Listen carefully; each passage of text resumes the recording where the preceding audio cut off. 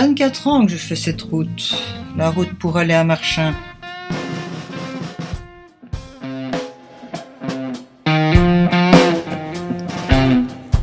Quand je suis arrivé il y a 24 ans, j'avais l'impression de renouer avec certaines fibres familiales, le scoutisme, l'esprit chevaleresque de mon père, les inventions pédagogiques de ma maman.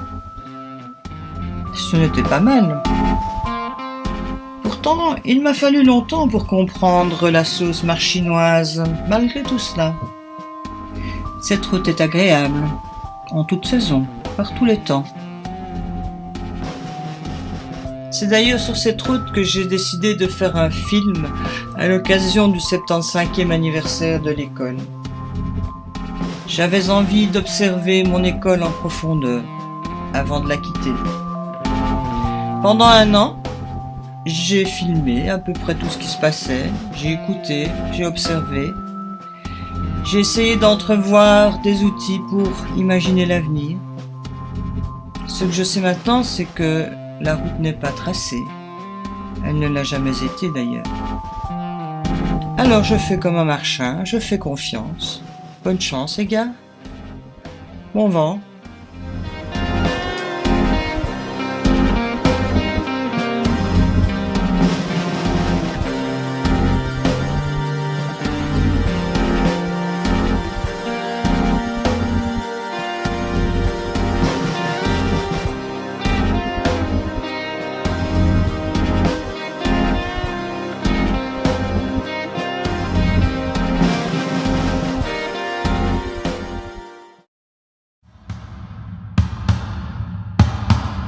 « 1942 est probablement l'année la plus noire de la Seconde Guerre mondiale. Depuis plus de 2 ans, quasi toute l'Europe est occupée par les Allemands. C'est en 1942 qu'a lieu la conférence de Wannsee, où les nazis décidèrent de ce qu'ils appelaient la solution finale, l'extermination totale des Juifs et des Tziganes. Des rafles ont lieu dans tous les territoires conquis. Pour alimenter leur effort de guerre, les nazis pillent toutes les ressources humaines et économiques.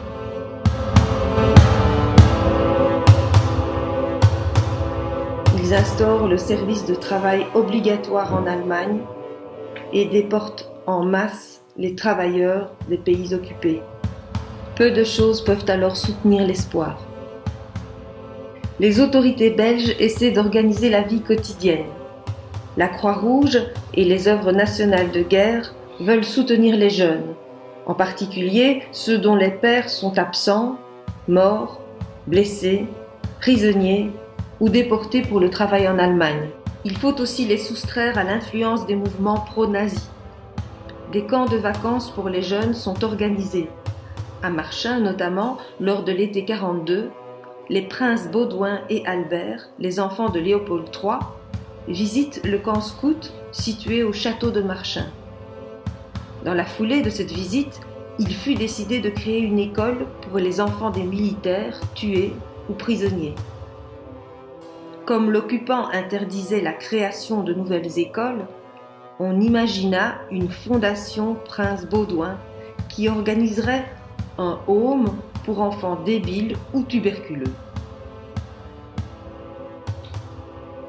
Mais les jeunes chefs scouts responsables de cette nouvelle école eurent envie d'innover. Ils étaient pour la plupart profs ou éducateurs dans des écoles bruxelloises et se rendaient compte que le système scolaire traditionnel rencontrait mal les besoins de ces jeunes. Ils s'inspirèrent du scoutisme, des écoles anglaises et d'une école privée française, l'école des Roches, qui avait un projet original fait de plus grande liberté et d'autonomie.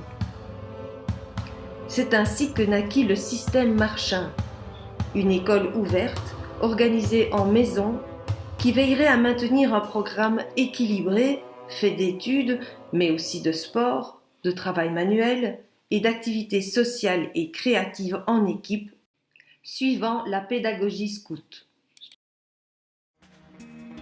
Le premier directeur, Willy Lienne, cerf entreprenant de son totem, était officier dans la Résistance. Il fut blessé dans les combats de la Libération et mourut le 16 septembre 1944 au grand chagrin des jeunes et des chefs de l'école. Les profs avaient pour nom Étienne Cornélis, Fernand Grégoire, Jean Coipel, Georges Tillemans, Pierre Duvivier, Pierre Moniquet et l'abbé Paulin. D'ores et déjà, l'esprit et la méthode Marchin étaient en place. Depuis, 75 ans se sont écoulés. Le projet s'est adapté aux exigences des temps. On peut espérer que l'enthousiasme, la créativité, la générosité, le sens du concret des fondateurs continueront à faire des petits. Mais c'est plus une révolte vraiment du côté de la pensée et de la création. Pascale Champagne est psychologue, philosophe, psychanalyste. Elle anime de nombreux ateliers de théâtre, avec des adolescents notamment, et je lui ai demandé d'être le regard extérieur sur nos fonctionnements, sur nos valeurs. Qui fait que l'on résiste à ceux qui cherchent à diminuer l'humain. Et quand j'entends et je vois que la fondation de cette école s'est faite sur la résistance de l'occupant, de l'occupation, on peut penser en métaphore de l'occupation de l'esprit, de ceux qui cherchent à t'approprier ou à s'approprier ton âme, ton esprit, ta subjectivité pour la réduire. Je pense que l'adolescence est un âge justement de la réalisation de ça. Peut-être pas tous, mais certains ados sont très, très proches de ça. Cette école à Marchin qui se fonde sur une résistance à l'ennemi, qui lui-même n'autorise pas de nouvelles créations d'écoles et qui trouve des subterfuges pour quand même faire ce qu'ils ont à faire. Pour moi, c'est le désir dans ce qu'il a de plus réjouissant. Oui. Et donc, comment on vivait à Marchin dans cette période chaotique? Bien. Bien? Bien, et ce qu'on avait, c'était à manger. Parce que pendant la guerre, quelquefois faim et pas à manger. On devait aller à l'école entre creux. Il y avait encore tout ce problème-là aussi. Tandis qu'ici, comme c'était avec les enfants de prisonniers et de choses, il y avait des bons spéciaux. On avait des bons spéciaux, etc. Donc on était bien nourris, quoi. Ça, c'était l'avantage de Marchin. Enfin, tout ce mélange de toutes ces activités, en plus des études, et des études qui étaient sérieuses, vraiment. Puisque ça m'a permis même avec un trimestre en moins, de gagner à l'université, d'avoir réussi. Plus amical, plus intime que dans les espèces de collèges, là, comme ça, où on parlait que de retenue, de punition, etc. Tandis qu'ici, Vous diriez que vous aviez de l'admiration pour vos professeurs? Oui, certains, c'était vraiment très bien. L'affection? Oui, aussi, c'était... Justement, ici, le fait qu'ils étaient souples et familiaux, et on allait chez les uns, chez les autres, c'était bien. J'ai perdu mon père qui était invalide de guerre quand j'avais 15 ans. Je suis resté 6 mois sans aller à l'école. Et alors, ma mère, à mon insu, m'a inscrit à Marchin. Et moi, je ne voulais pas retourner à l'école. J'avais 16 ans, je croyais que j'étais 15 ans et demi, je croyais que j'étais un homme et que je gagnais de l'argent. On en avait besoin parce qu'on était 5 enfants chez nous, il fallait bien.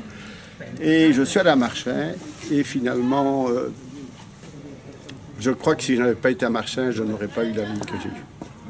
C'est aussi simple que ça. Donc, clairement, travailler à 16 ans ou finir sa réto et continuer après les études d'ingénieur. Mais j'ai remarché dans le système. Tu sais, j'ai fait ma promesse, je crois, après même pas un an. Et j'ai doublé donc ma 3e année. Parce que j'avais été. J'ai manqué 6 mois à l'école. Mon père est mort en janvier. Et je suis rentré en septembre à Marchin. J'étais assez. Oui, c'est celui-là, oui. J'étais assez peu scolaire. Peu content qu'on me remette à l'école. Oui. Et c'est passé ça. Ça tient à quoi, au prof qui était là Le prof qui était là, ils ont eu de la patience. Parce que c'est vrai que parfois, d'ailleurs, mon totem c'est berger et mon qualificatif c'est délicat. Donc, à acquérir. À acquérir, bien entendu. Donc, c'était bien tapé. Mais c'est vrai que j'étais un peu brut de fonderie quand je suis arrivé. Et,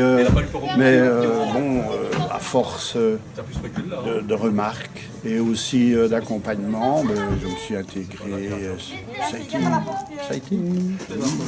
C'est vrai que j'ai retrouvé là-bas des profs qui ont, au niveau évolution, repris le flambeau de mon père que le père m'ont aidé. M'ont aidé. Et oui. C'est quand même précieux. Hein. Hyper.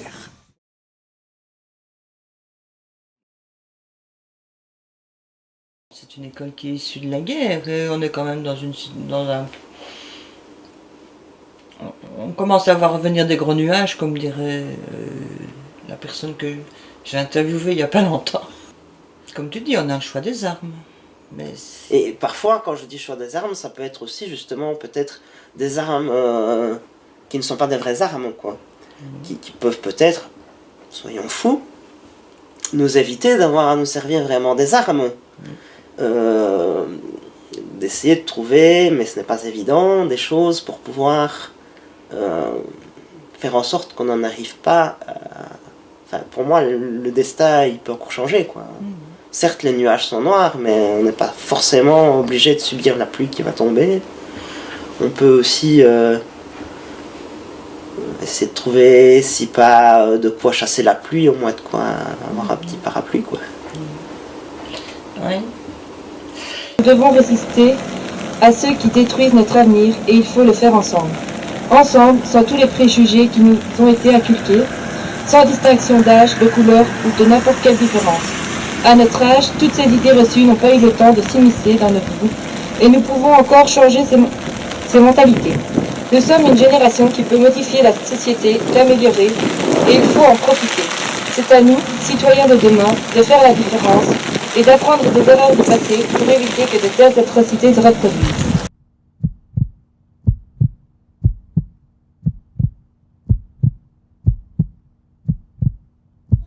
Demain nous trouvera vaillants, cœur force et aimant, prêt à bondir à toute alarme, si forgeons nos armes, prêt à bondir à toute alarme, si forgeons nos armes.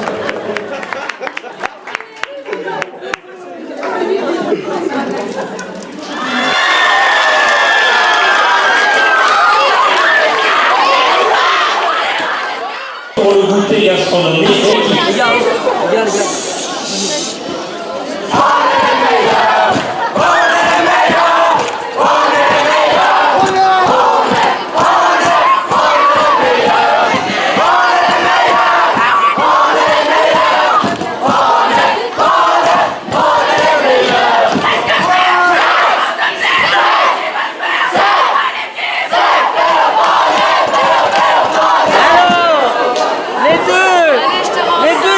Organisateurs, vous êtes contents?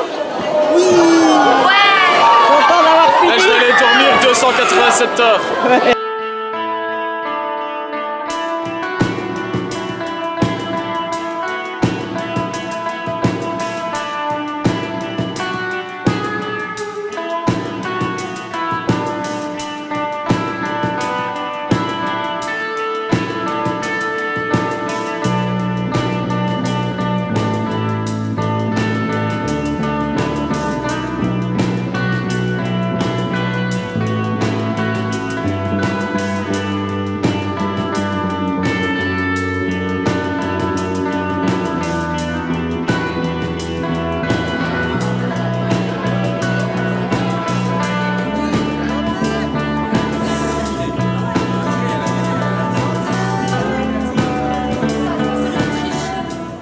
tu penses que par exemple le plaisir d'être ensemble, ça existe?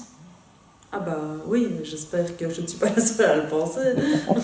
Je pense qu'il est tellement dans les fondations que finalement on réfléchit plus au truc noble. Voilà, mais pas à ce sentiment primaire finalement, qui est quand même...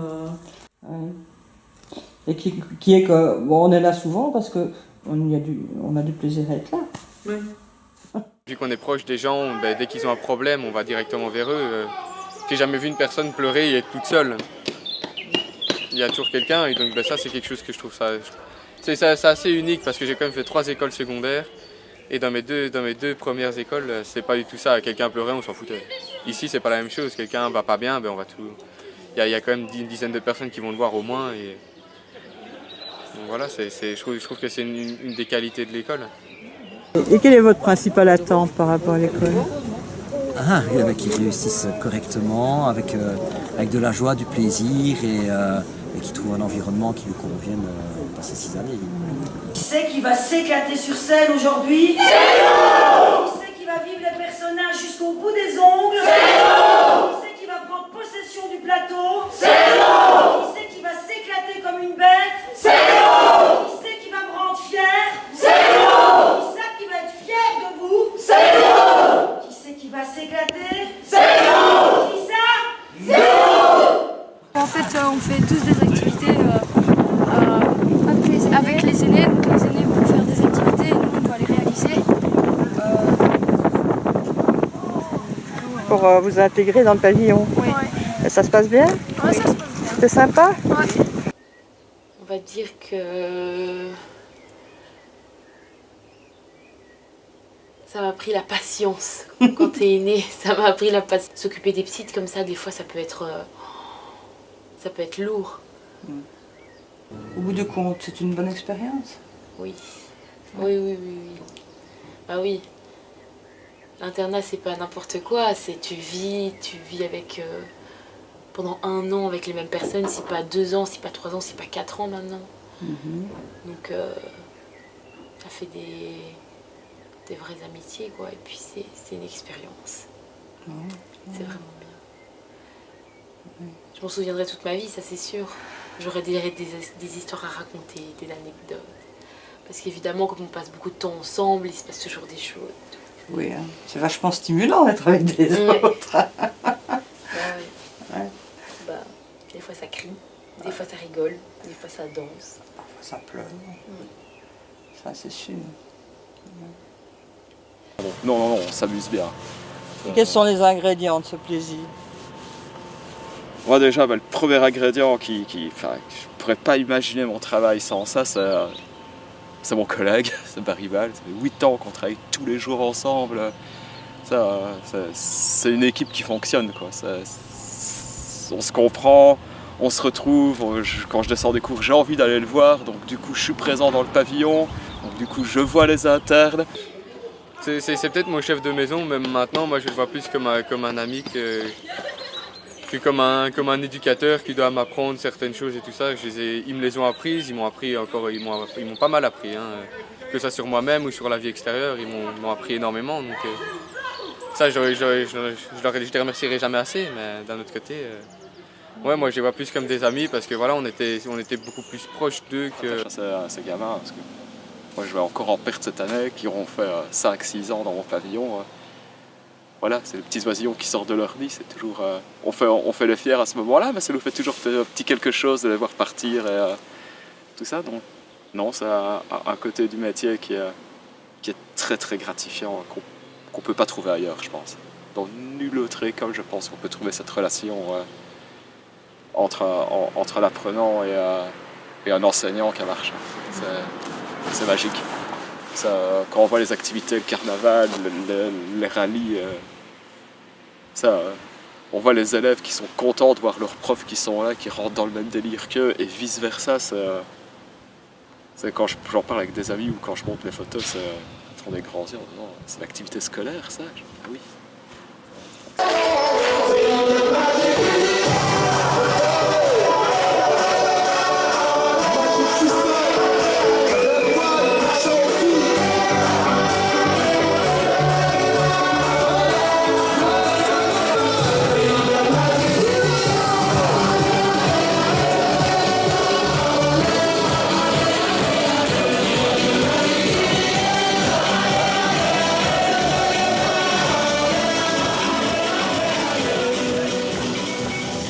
Moi, ce serait plutôt l'esprit de famille qu'il y a. Enfin, tout le monde connaît tout le monde.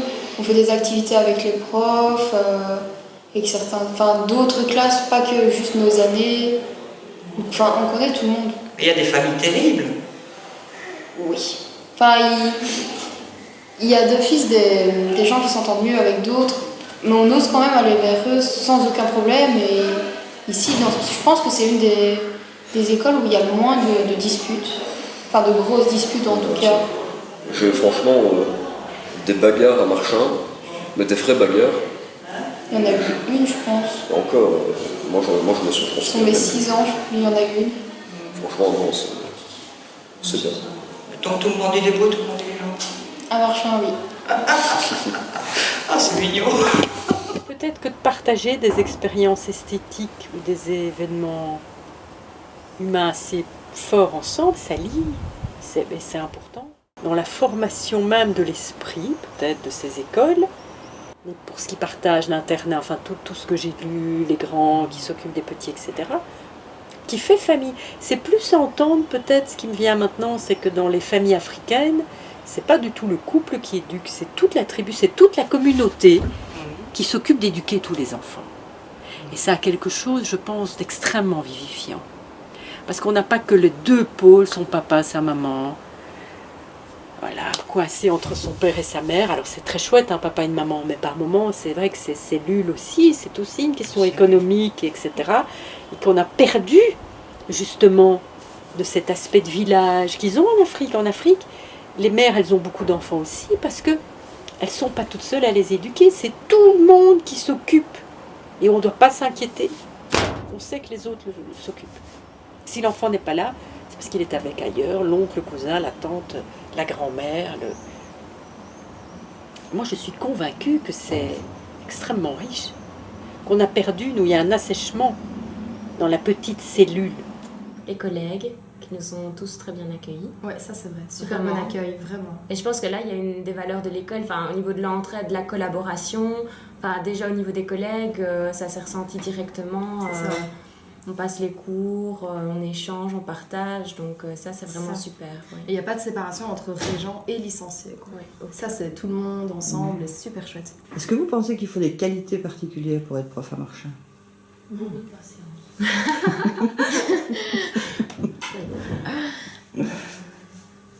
qualité particulière.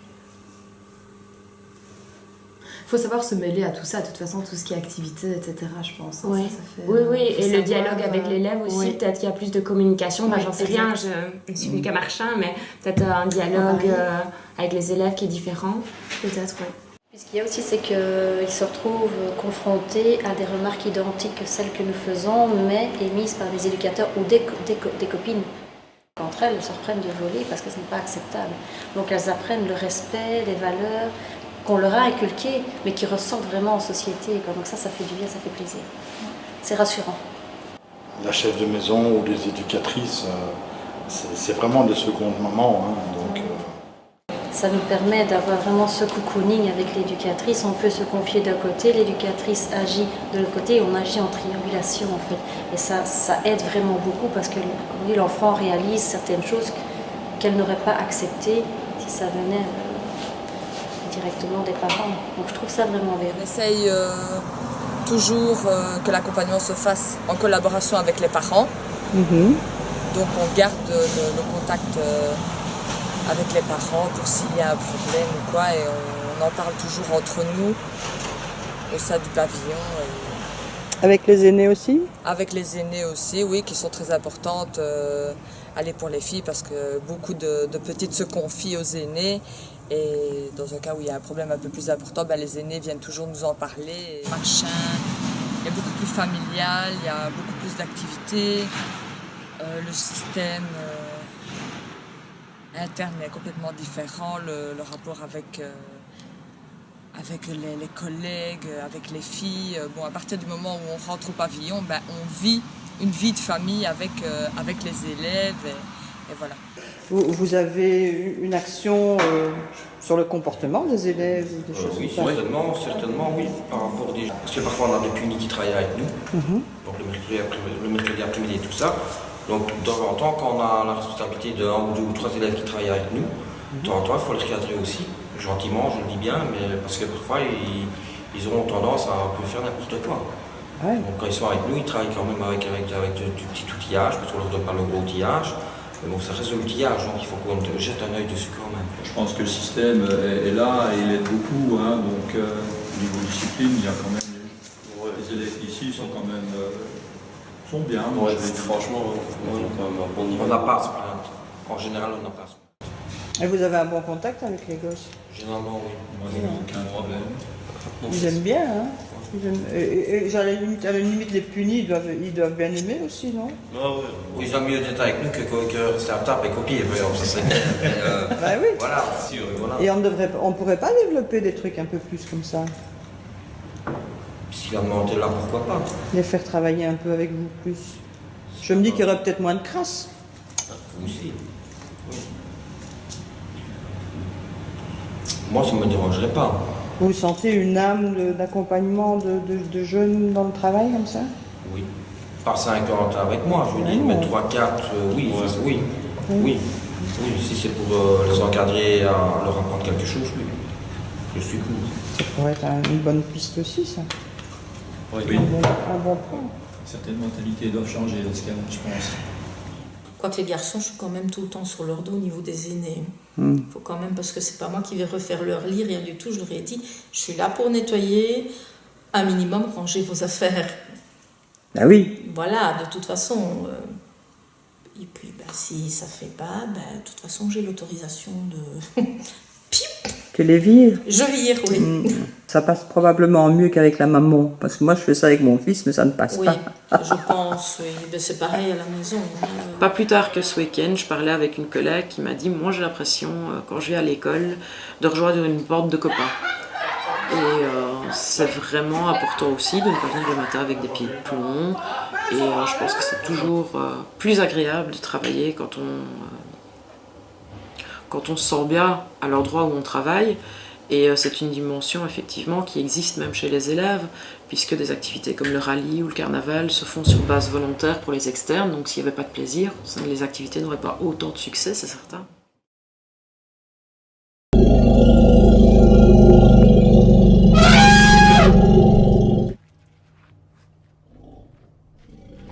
Maintenant, je demande Bélier, il est pas là, on me passe Moustique. Et alors Paul fait des yeux comme des billes et je lui fais c'est bon, c'est normal. Donc ça paraît toujours un petit peu curieux au monde extérieur, mais bon, voilà, on a un peu l'impression de travailler à Peridaisa et en même temps c'est notre domaine à nous et on est content d'y être. Voilà. Vous appelez votre prof crevet, vous vous moquez d'eux? Non, c'est normal, ils sont tout totémisés. Et on avait peur quand on allait chez l'épervier, hein. Et eux, ils n'y croient pas qu'on avait peur quand on allait chez l'épervier. Aussi porteur de sens, mais à condition que ce ne soit pas juste un petit gadget de nouveau.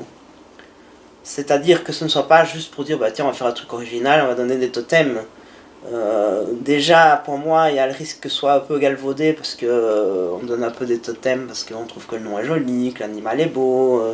Alors que normalement le totem est quand même censé être une forme d'intégration du professeur, de pouvoir dire tiens voilà ce que le groupe perçoit de toi.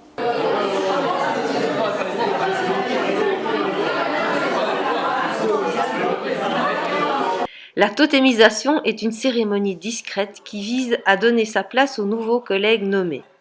Elle consiste en une épreuve bon enfant qui les fera gentiment sortir de leur zone de confort.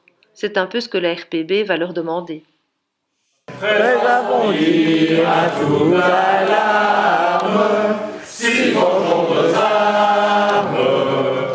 Je disais tout à l'heure, l'esprit marchand, c'est surtout les gens qui la composent.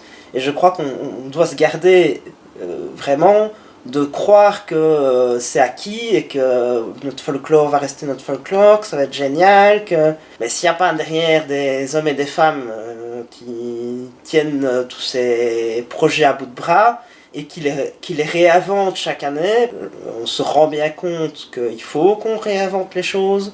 Ça va forcément devenir ce que tu disais, un peu de l'occupationnel. Qu'est-ce qui nous meut?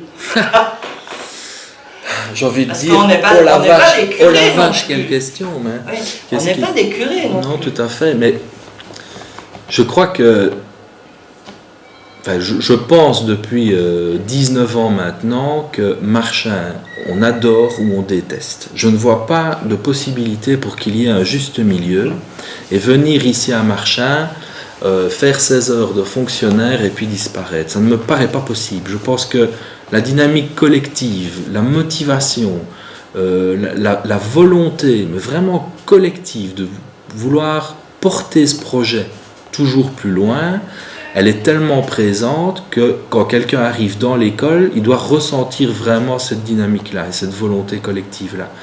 Et ben voilà, et après il y a deux possibilités, deux positions à prendre. Soit on rentre dans le mouvement et dans les équipes, soit on est en dehors, mais là je crois que ça se vit alors très mal.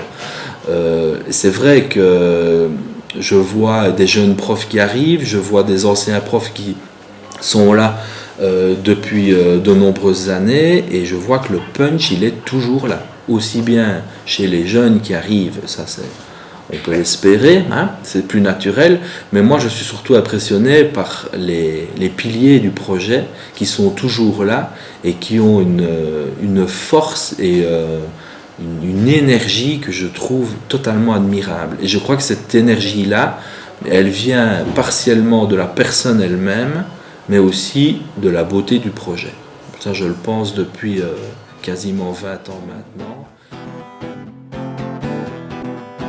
Pour avoir votre opinion sur l'école de Marchand, s'il vous plaît. Avec plaisir. Je vous écoute. Je vous écoute. Avec plaisir. Ok, je vous écoute.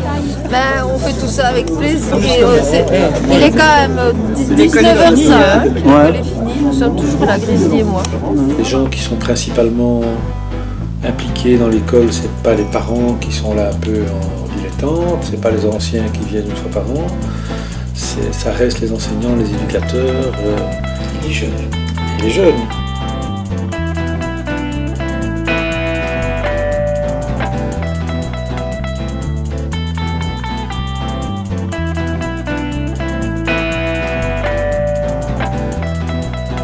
Personnalités différentes comme dans toutes les écoles, mais je pense qu'ici j'ai quand même vu des enseignants qui sont vraiment valorisés pour leur personnalités différentes, leur curiosité, il y a une ouverture quand même aux différents tempéraments et aux différentes énergies des enseignants, mais donc des élèves, et ça je trouve que c'est vraiment intéressant et chouette pour les élèves, parce que moi j'ai parfois des enseignants en face de moi qui me disent mais moi en dehors de l'école je suis quelqu'un de différent. Dans la classe je considère que je ne peux pas être trop drôle, faire trop de blagues, trop bouger, sortir d'un cadre qu'en fait ils se sont imaginés ou qu'ils ont vécu eux-mêmes quand ils étaient à l'école. Et ça ici à Marchand, il y a en tout cas cette volonté de donner de la liberté à l'enseignant.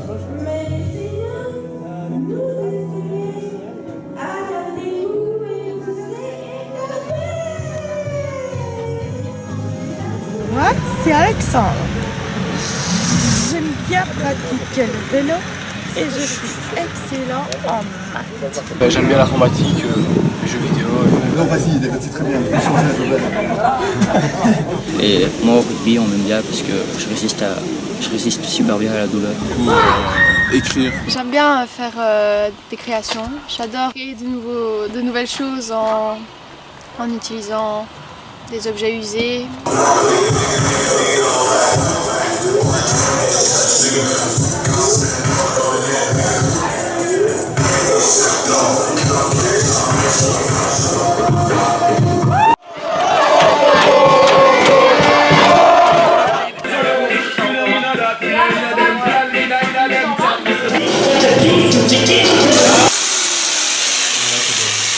Pourquoi est-ce que vous êtes venu à Marchand?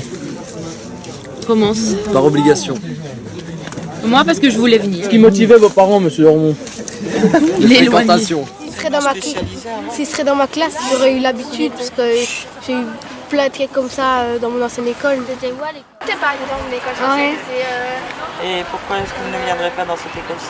Je sais pas. Mais je comprends pas, j'ai réussi mon CEB. Parce que j'ai réussi mon CEB, si je l'aurais raté, j'aurais été dans une école secondaire spécialisée pour repasser mon CEB. Et puis si je le réussis, je vais dans une école normale. Oui, mais je comprends pas pourquoi tu as été dans une école spécialisée. Parce que j'ai été hyperactif. Parce que je suis hyperactif. Ouais, mais ça, hyperactif, c'est pas un handicapé, un handicap. Si, des adultes et des jeunes qui viennent de tous les horizons, je dirais politiques, philosophiques, différents et des milieux sociaux. Et c'est ce brassage culturel, philosophique, social, dans cette rencontre, notamment puisqu'on travaille beaucoup en équipe, cet esprit d'équipe, on a l'occasion d'échanger, d'où la pratique de la tolérance, de la connaissance de l'autre, de la compréhension de l'autre. Quand je disais tout à l'heure qu'on faisait vraiment ici de la citoyenneté pratique et transversale, comme compétence transversale dans tout le projet, c'est vraiment cela. Je pense que c'est un des plus de Marchais, de notre école.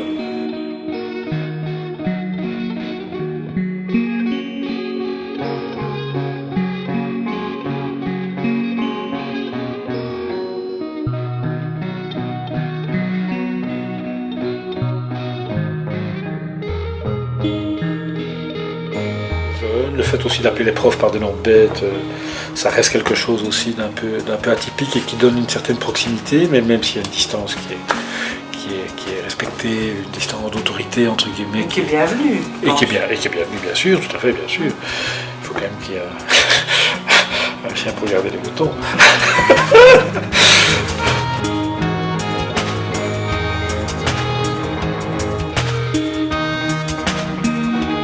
Cet espace, c'est peut-être symbolique, mais je pense que c'est quand même quelque chose d'important. Peut-être dans l'inconscient des jeunes, c'est à la fois une façon peut-être de se tailler, mais c'est aussi une sacrée confiance qu'on leur fait, exactement.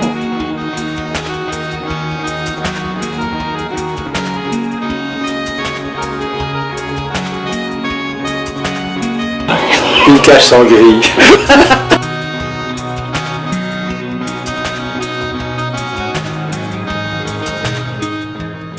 La notion de confiance, je vais dire qu'elle est très chargée, elle est très présente, mais elle est aussi très fragile. C'est-à-dire qu'il reste malgré tout des ados qui ont envie de tester certaines choses.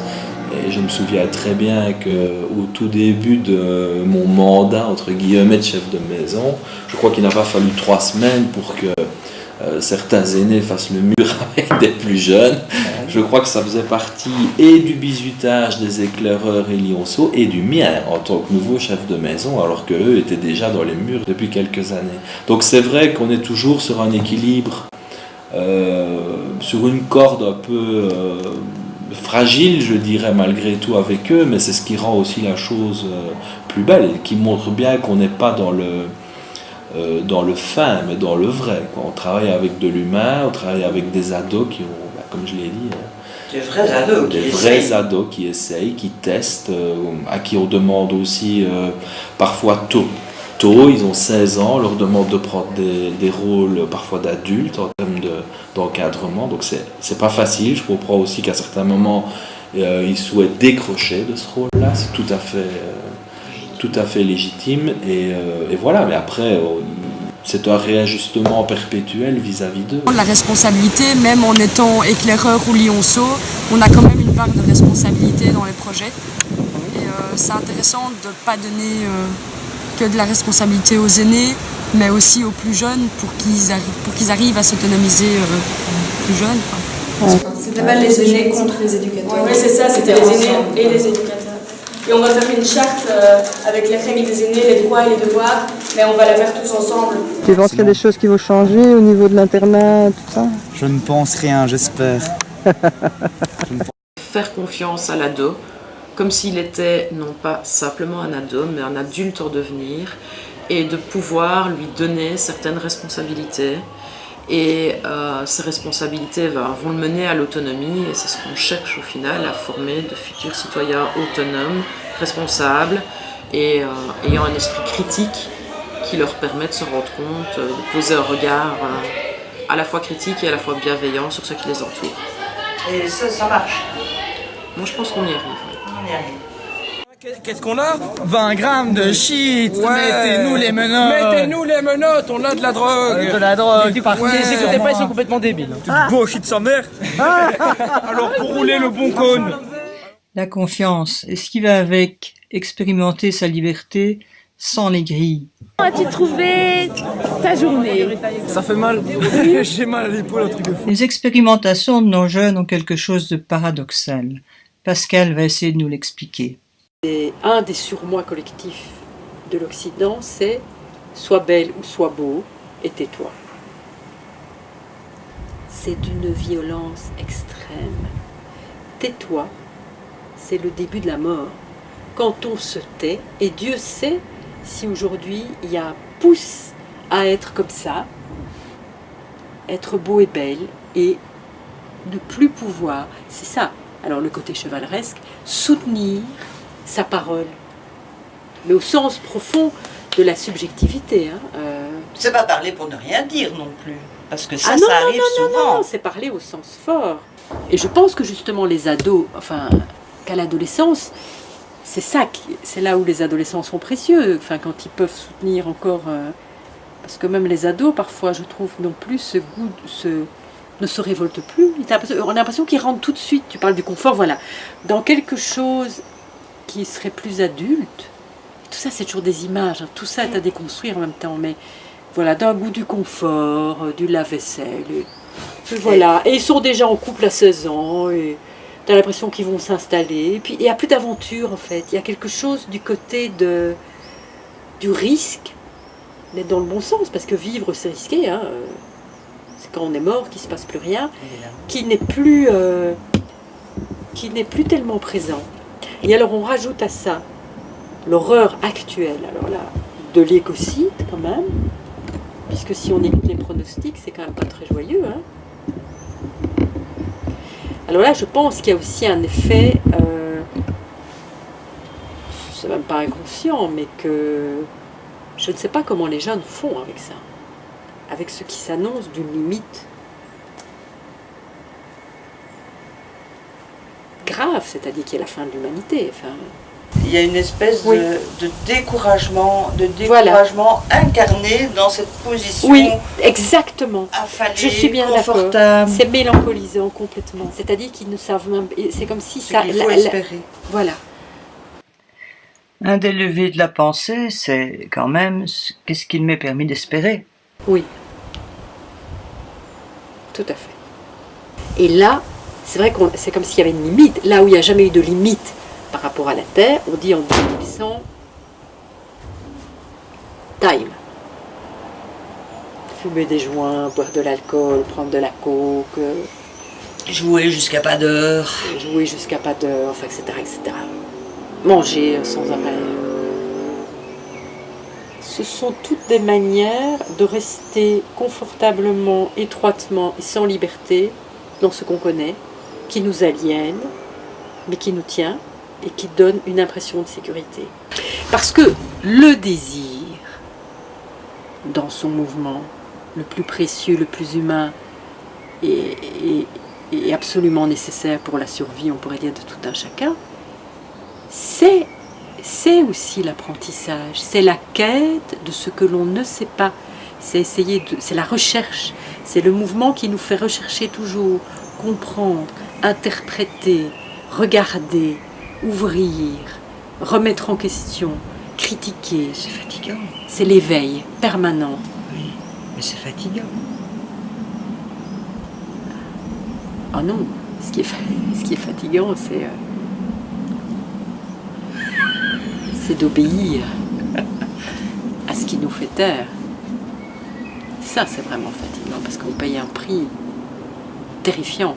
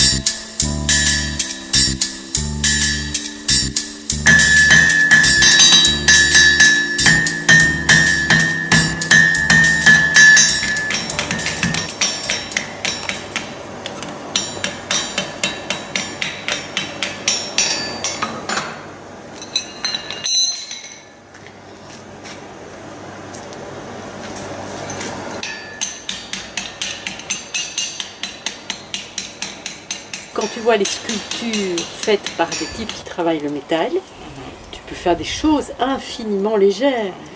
Combien d'années depuis dans le métier 37 ans déjà. Je pense que l'art, c'est toujours, entre guillemets, un travail de forgeron. Alors, avec le forgeron, on voit vraiment le corps qui... Mais si on pense à certains peintres dans leur atelier qui jettent le truc sur les tableaux, qui reprennent, qui déchirent, qui remettent... Il y a toujours un travail... La création, c'est détruire, créer, malaxer. C'est pas... La création, ça fait... Créer, ça fait mal, hein. Tu dis c'est pas un travail de bisounours, 100% d'accord, quoi. C'est de la connerie, ça. Ça, c'est vraiment parfois une des optiques des arts thérapeutes. Alors on fait des petits ateliers sympathiques, il faut rien ne bouge. Mais évidemment que c'est compliqué, évidemment que ça met en crise, évidemment, mais évidemment aussi que ça fait voir l'infini et vivre des moments... c'est pour ça qu'ils continuent, les artistes, tellement magnifiques. L'art, c'est comme apprendre, c'est pas juste... non, c'est... Mais c'est se coltiner, c'est comme une analyse en fait, c'est pouvoir se rencontrer, quoi. Et c'est pas bisounours. Il y a des zones, c'est comme un voyage en mer, il y a des zones de turbulence, mais ça fait partie de la vie. Il en faut de la motivation, parce que avec les heures supplémentaires ici. C'est vrai qu'on est un peu torturé quand même. Mais on est un peu torturé. À l'atelier théâtre Quand vous n'êtes pas là, elle a un fouet et... Elle l'a caché. Et puis c'est sur le tas qu'on l'apprend. Moi j'ai beaucoup appris de mes 20 ans de chef de maison. Ça m'a. La devise de l'école, c'est si forgeons nos âmes. C'est un nous pluriel. Mes armes, je me les suis forgées au contact des jeunes aussi. Je continue. Donc c'est tous ensemble.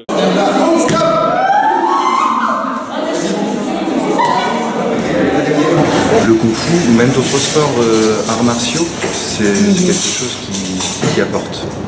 Avec kung-fu, on voit plutôt Jackie Chan et tout ça. Oui, on voit des films. C'est toute la différence entre des films et la réalité. Le kung-fu en soi, si on le traduit littéralement, c'est travailler. Oui, bon, aimer ça, les élèves. C'est la base de tout. On ne peut pas arriver à un niveau sans travail, dans n'importe quel domaine. On va plus embêter quelqu'un qu'on sent un petit peu fébrile, un petit peu introverti. Quelqu'un qui a une aisance, on se méfiera plus. Voilà. Mais ça marche aussi pour des entretiens de travail, ou même pour les élèves ici, quand ils ont un exercice oral, prendre une certaine assurance en soi.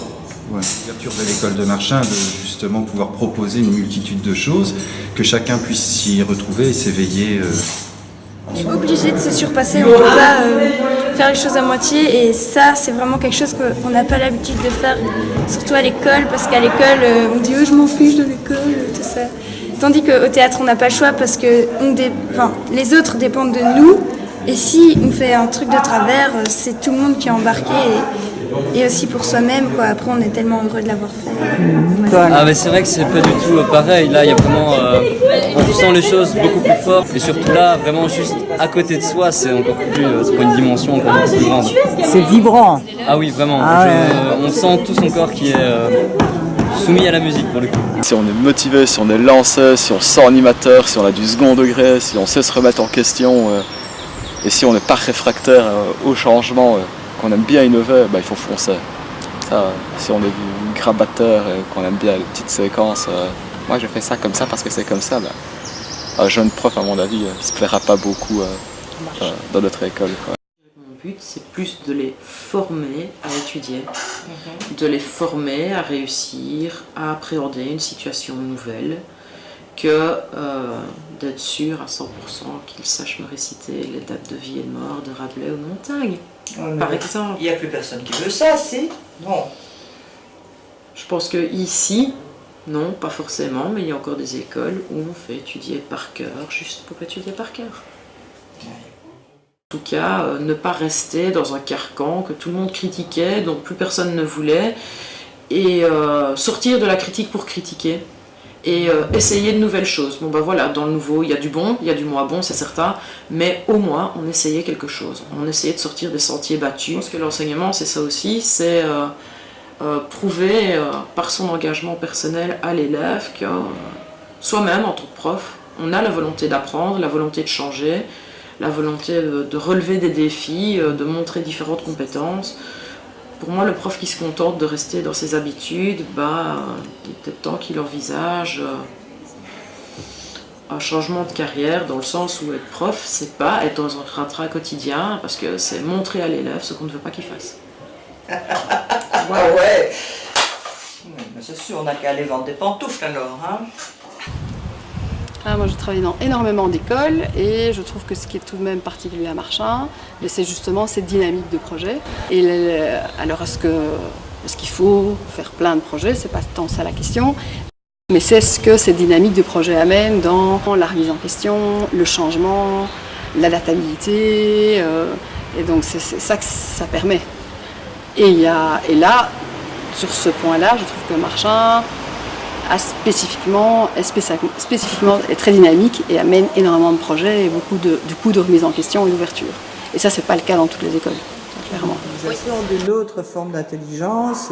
Bah oui, de nouveau, on se retrouve un peu dans les intelligences multiples et puis aussi ça permet quand même d'approfondir la fameuse compétence, mener une démarche expérimentale. Et c'est quand même toujours plus sympa si c'est eux qui le font que si c'est moi. Je l'ai déjà fait une fois, je vais refaire une deuxième séance en thermo, c'est prévu, mais ils sont que 17, donc ça va, c'est facile.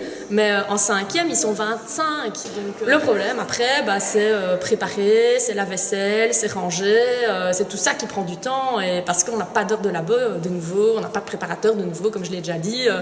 Donc c'est ça que le prof doit quand même être motivé pour ça, parce que c'est du temps en plus de préparation, et en plus des cours, et en plus des corrections, de toute façon. Le confort, c'est peut-être l'extrême subtilité aussi de cette culture. C'est qu'on te met tellement dans du confort que justement, tu deviens un gros bisounours et que dès qu'il y a un petit mouvement, oula, ah non, il faut que ça aille vite. Hein. Il faut surtout que les gens ne fassent plus le moindre effort, que tout soit là tout de suite, que tout soit réglé, qu'il n'y ait pas de problème, clé sur porte, et voilà. Et dans les débats à l'école, par exemple, non, moi j'aime pas les conflits. C'est vivant les conflits. Comment est-ce qu'on peut rencontrer l'autre si on n'aime pas le conflit? Ça voudrait dire qu'on doit tous toujours déjà être d'accord. Ça s'appelle le fascisme.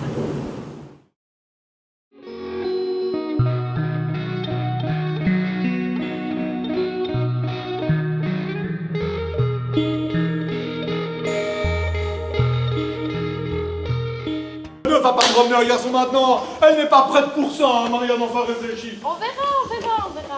Maureen tient tête à un comédien professionnel qui joue les pères machos. Belle aisance pour une jeune fille de 15 ans. Oh, mais non, pas du tout. Puis, voilà, si elle ramène un garçon, je comprendrais qu'elle ramène un garçon, hein, parce que quand même, ma fille, elle est bonne.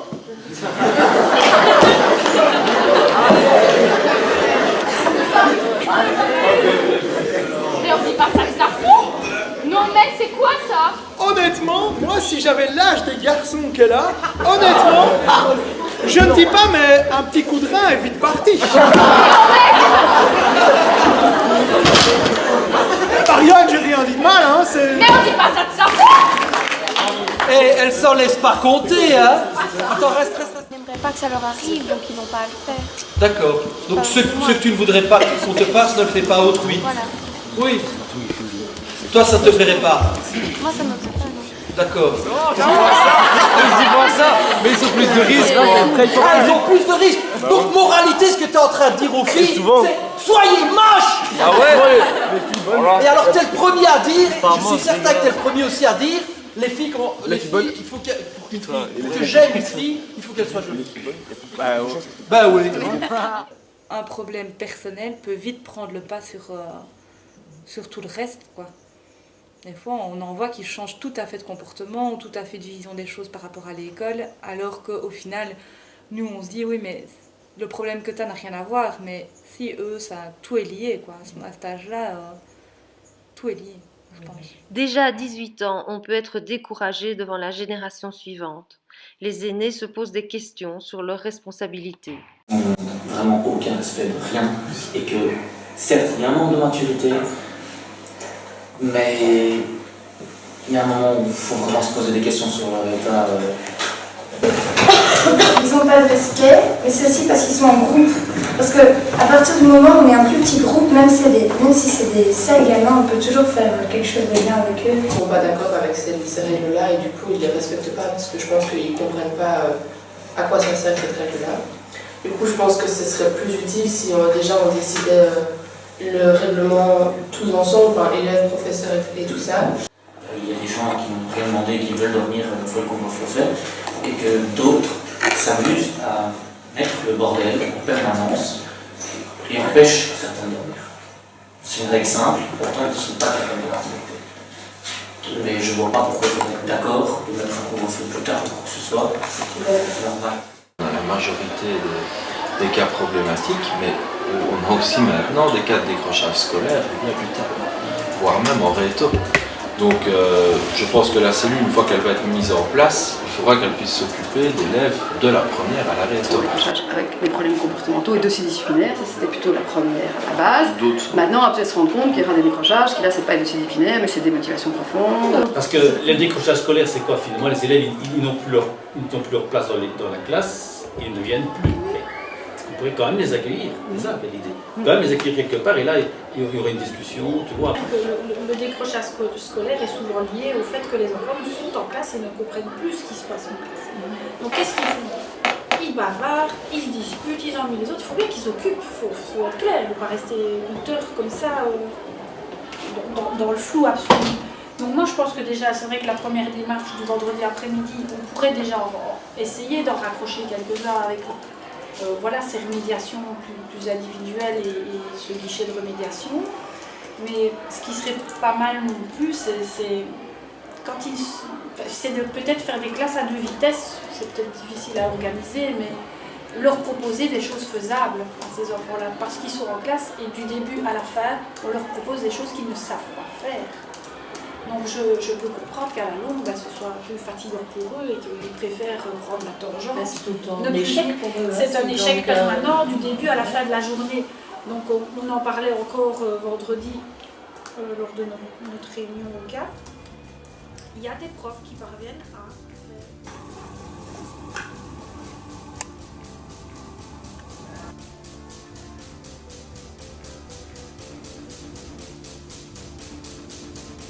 100 fois sur le métier, remettez votre ouvrage.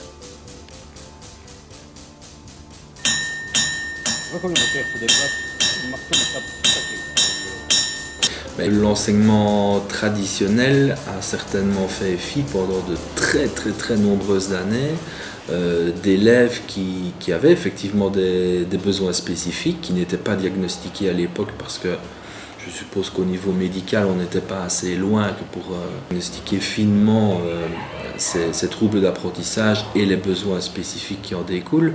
Maintenant, moi je peux dire au niveau de l'école que je suis justement très fier du fait qu'on accueille ces élèves-là, qu'on les encadre et qu'on essaye de leur permettre de s'épanouir et d'arriver aux compétences comme les autres. Pas qu'ils aient une surcharge de travail, mais qu'ils se positionnent en disant l'enfant a ces besoins-là, mais moi j'ai prêté un serment pour accompagner tous les élèves qu'on me confie, donc je fais en sorte que cet élève-là ait toutes ses chances aussi. Et là, de nouveau, je félicite tous les profs qui se lancent aussi dans cette aventure-là, parce que c'est quelque chose auquel personne n'a été formé, je crois, dans le cadre de la formation initiale. Mais c'est vrai que c'est une question à l'enseignement, à la formation des enseignants. Complètement, oui. Je pense que le public a changé mais radicalement depuis 10 ans. Je ne vais pas aller plus loin que 10 ans. Je pense que garder les enfants assis 8 heures par jour, je pense qu'il va falloir accepter le fait qu'on ne pourra plus continuer à fonctionner comme ça. Parce que la société change et donc eux s'adaptent aussi à cette société-là et donc ont d'autres besoins et d'autres envies aussi. Et je sens de nouveau une volonté et une ouverture de beaucoup de profs dans ces projets-là parce que je crois qu'ils sont convaincus qu'on ne peut plus fatalement proposer de l'ex-cathédra à des adolescents en 2017. C'est pas possible. Il faut aller vers autre chose. Oui, mais les esprits chagrins diront qu'on s'amuse beaucoup et qu'on apprend peu.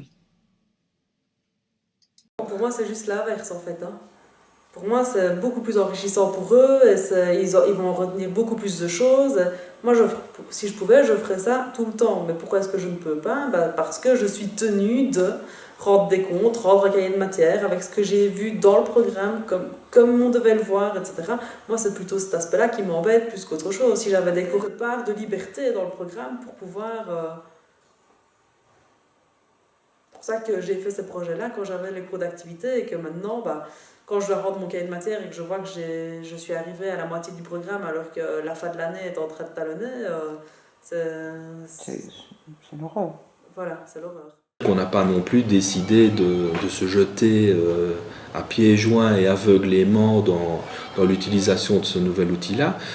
Maintenant, c'est vrai que les nouvelles technologies font partie intégrante de la société, donc ça ne sert à rien non plus au niveau d'une école de vouloir jouer le forcing dans l'autre sens et de résister à cette mouvance-là.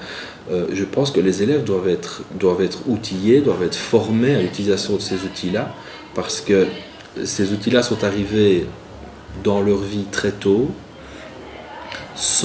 la plupart du temps, sans un accompagnement de la part des parents qui, eux, ne connaissaient pas l'outil à leur âge, et je crois que l'école a un rôle véritable à jouer à ce niveau-là.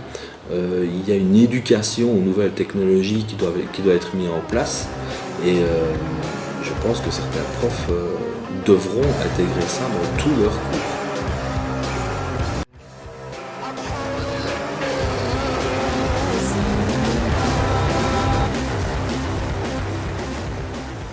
Si le ministre vient te demander est-ce que vous êtes pour les techniques actives pour apprendre la chimie, les maths, tout à fait, moi, tout à fait pour. Tout à fait. Au moins on s'amuse. On s'amuse et puis on apprend différemment que bêtement en étudiant sur nos feuilles. Et, ouais.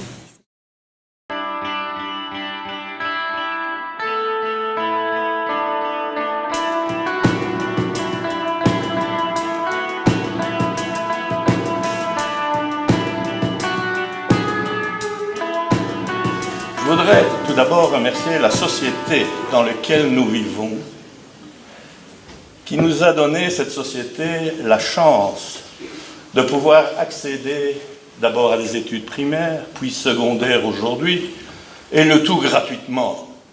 Je ne sais pas si vous imaginez. Un peu après, si vous vous lancez dans les études supérieures, il faudra un petit peu débourser, mais si je prends les études les plus longues, que sont la médecine et la médecine vétérinaire que je connais mieux, ça va coûter à la société 120 000 € pour fabriquer un médecin ou un médecin vétérinaire, alors que l'étudiant lui-même n'en payera peut-être que 4 800 s'il a la chance de réussir ses études en 6 ans. C'est pour vous dire que nous sommes dans un pays fabuleux, ne l'oublions pas. Je trouve que nous ne sommes pas assez attentifs à ce que la société fait pour nous. C'était mon premier point. Donc vous avez ici la chance d'avoir un établissement où, à côté des études, il y a des activités qui font de nos diplômés de cette institution, l'Athénée royal Prince Baudouin à Marchand, des gens qui sont proactifs, qui ont de l'initiative et qui ont fait des choses extraordinaires. Et ça s'apprend ici. Vous êtes à une étape et d'autres épreuves vont vous tomber dessus au fil du temps. Mais n'ayez crainte, d'autres sont passés avant vous et ont survécu. Donc, tout va bien se passer. Lors de mes premières paroles, je disais ce que la société a fait pour nous. Pourquoi est-ce que la société a investi en vous? Parce qu'on a besoin de vous. On a besoin de vous pour nous remplacer. Nous ne sommes pas éternels. On a besoin de vous pour notre région, pour créer, être proactif. Et notre région attend tout ce qu'elle a investi en vous. Le retour, ce sera ce que vous allez nous apporter. Sur ce, je vous souhaite beaucoup de succès et surtout beaucoup de bonheur.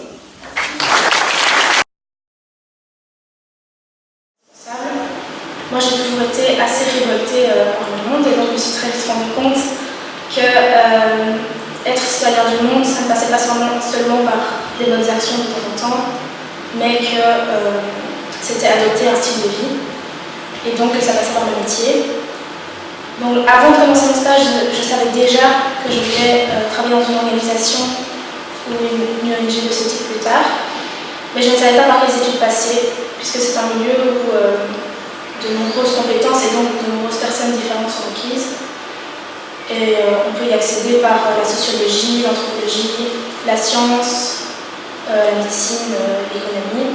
Et donc j'espère du stage qui puisse me diriger vers les études qui me correspondent mieux. Ça, je trouve que les enseignants ici, ils ont ce souci, ils ont vraiment en tête, je veux garder du plaisir à enseigner, parce que le pire serait de l'exemple de quelqu'un qui n'a pas du plaisir à faire son métier. Et ça, je pense que c'est vraiment important, parce qu'il y a des jeunes maintenant qui ont encore un petit peu en tête ce côté, c'est l'école, le travail, et tout ce qui est chouette, c'est les vacances et ce qui passe en dehors. La plus grande des motivations, c'est justement d'avoir l'impression de vouloir faire tout ça, changer le système, accompagner mieux les jeunes, et d'être freiné par la structure. Moi, ça fait maintenant plus de 10 ans que je travaille dans les écoles, et j'entends autour de moi des personnes qui sont à tel point démotivées, qui disent « moi, je ne veux plus travailler dans un système qui dysfonctionne ». C'est-à-dire, alors je trouve d'abord le système il est là, donc on doit s'occuper des jeunes qui sont dans les écoles maintenant, et je trouve que du jour au lendemain, ils nous proposent quelque chose qui sera la baguette magique et le système qui va soutenir les enseignants, les parents, les élèves. Ben non, ça se fera pas non plus. Et donc c'est plutôt être patient, s'occuper chacun de soi, et à son niveau se dire moi je fais de mon mieux, mon petit possible pour contribuer à. Et ça, si on le fait soi-même, je pense qu'on peut l'apprendre aussi aux jeunes. Parce que les jeunes auront des contraintes, auront des systèmes qui dysfonctionnent.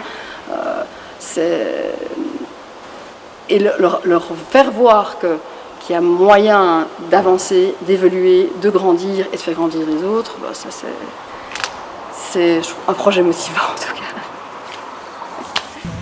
Et donc, dans ton mot de Dieu, là, tu nous as encouragés à résister. Oui. Ben oui, je pense que Marchand a vraiment une équipe de professeurs en or. Il y en a, voilà, j'ai senti de la motivation, j'ai senti de la passion, j'ai senti de l'investissement parmi tous les professeurs de l'école. Et je suis convaincue que c'est par le terrain que les choses peuvent vraiment bouger et que si des équipes éducatives comme celle de Marchand peuvent s'unir pour défendre leurs projets, il y a vraiment moyen de faire évoluer les choses positivement dans l'enseignement ici en Wallonie. Pour moi, Marchand est une école qui a une âme très particulière et si j'ai envie de lui souhaiter quelque chose, c'est de veiller à la préserver à l'avenir, de garder le mieux possible sa spécificité. Et tu sais que Marchand est rentré dans les Changemakers. J'ai vu l'émission, je suis tombée dessus par hasard. J'espérais en regardant l'émission, c'est que ça ne soit pas de l'ordre de la publicité, donc on s'insère dans un mouvement et on donne une image. J'espère que c'est vraiment du vécu de l'intérieur. Et alors, c'est merveilleux. Là, comme Changemaker, on a des choses à apporter. Je suis certaine, et je vois, si je prends l'ensemble de mes enfants qui sont très différents, je vois qu'ils ont un sens de la créativité, une dynamique, une exigence par rapport à la façon dont les choses se font là où ils se trouvent. Ils ont toujours envie d'amener un plus, d'amener un mieux, et en croyant aussi que c'est possible. Et je pense que c'est pour partie ici à l'école qu'ils ont appris ça. Quand je vois d'autres anciens, je vois que c'est quand même quelque chose autour de mes enfants, en tout cas quelque chose de relativement constant. Et je pense que le monde a besoin de ça, à tous les niveaux.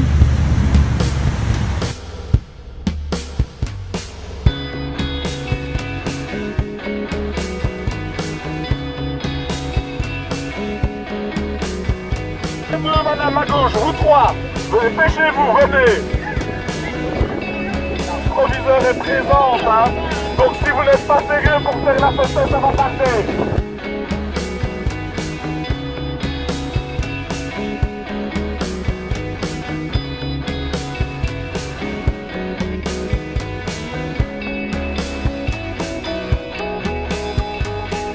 here, dear visitor. I'll travel back to the time at Bruges to the Royal Ages. Welcome to Historium. Il a un bel accent en plus.